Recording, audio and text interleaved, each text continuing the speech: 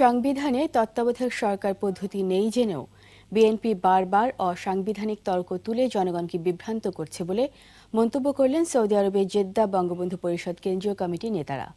Committee আয়োজিত বিজয় দিবস অনুষ্ঠানে বক্তারা তত্ত্বাবধায়ক সরকারের দাবিকে অনৈতিক আখ্যায়িত করে এই ইস্যুতে সরকারের পতন অসম্ভব বলেও হুঁশিয়ার করেন। সংগঠনের সভাপতি কাজী আমিন আহমেদের সভাপতিত্বে ও ইসমাইল হোসেনের সঞ্চালনায় প্রধান অতিথি ছিলেন বীর মুক্তিযোদ্ধা আনোয়ার হোসেন মিন্টু। অনুষ্ঠানে জেদ্দার শিল্পীরা সঙ্গীত পরিবেশন করেন।